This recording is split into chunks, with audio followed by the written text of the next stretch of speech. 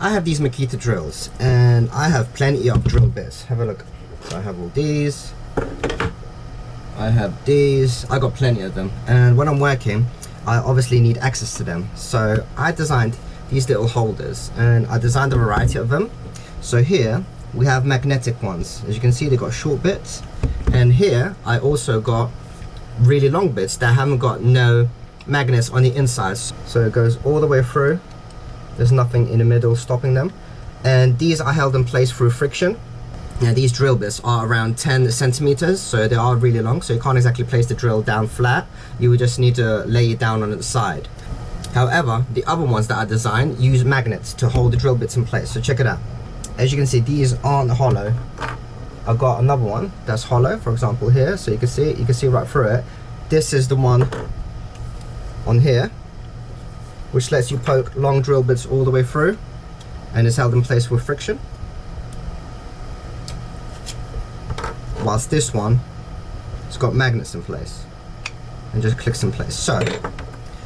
So this one's already secured in place, and this one I just secured one just to show an example of what it looks like with them on. So here we go, we've got 8 on top, 8 on bottom, and I've got 2 long slots here that you can insert the drill bits here, like that. And these long ones are held in place with friction, whilst the top and bottom are held in with magnets. So let's just attach another one to the Makita. So these are for the LXT, I believe, design. Makita LXT design. So at the bottom, you have these attachment slots here, and you can hold them in place. 15mm M4 screw. So we get our attachment. So it doesn't really matter if you orientate it up or down. However, the top does have a little lip. It's got a little protrusion here at the top. So that is supposed to go like that, the top long bit on the top. So get the M4 15mm screw,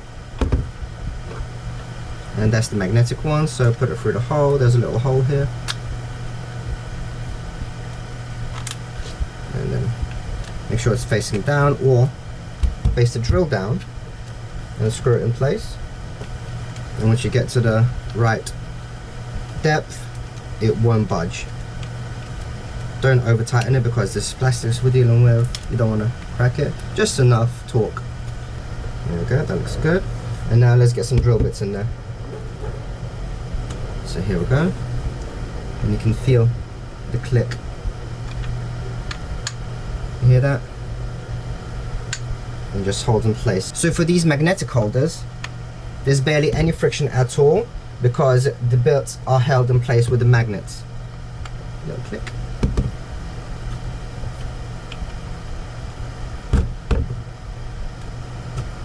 Whilst this one, the one that has no magnets, is held completely in place with friction. So they're a bit tighter. You get the idea. Same thing at the bottom. Very simple design. And I included, I think around 8 different variations just for your liking. So for example, one doesn't have these 2 side slots in case you don't need them. Another one has only 6 drill bit slots at the top and bottom, and with the 2 slots on the side, and then another one without the 2 slots on the side. One's without magnets, one's with magnets, so there's a lot of different choices for you to choose. And if you don't have a printer, I also made quite a few of these printouts as well. So here's what you would get. So open it up. You get 4 of these screws, M4 screws. Let's see what you can see in the camera. 4 screws.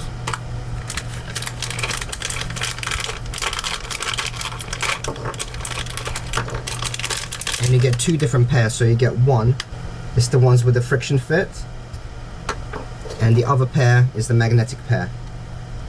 For the magnetic pair, I've used 6mm diameter by 3mm thickness magnets, and those are N35 magnets, I believe. So these are printed with PETG, so they won't warp like PLA would in the hot conditions, unless you of course just throw it in the fire. And the ones with magnets have the magnets embedded inside the print, so the magnet was inserted and then the print head would print on top of the magnet, so they won't come out. And you can see that you can't really see. So yeah, you get 2 different pairs, here and here. just a nice little packaging. If you want them, they'll be up on my eBay, and the 3D files will be up on my Etsy. So yeah, thank you very much for watching, guys. Take care.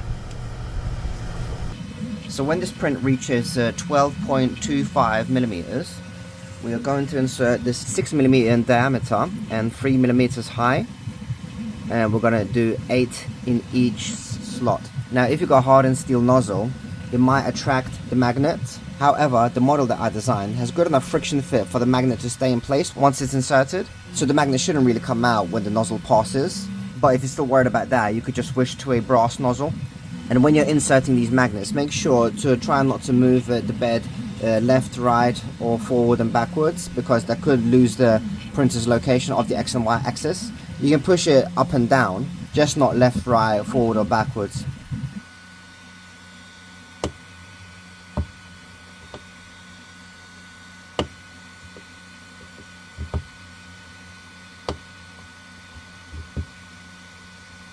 Make sure it's in all the way, so that the nozzle can print on top of it after.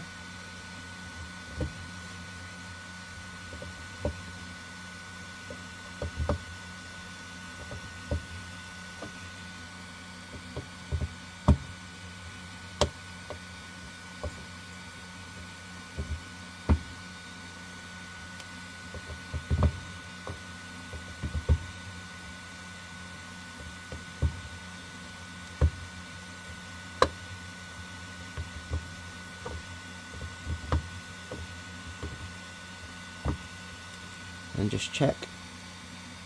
Yep, that feels very flat. Looks perfect. So let's just resume.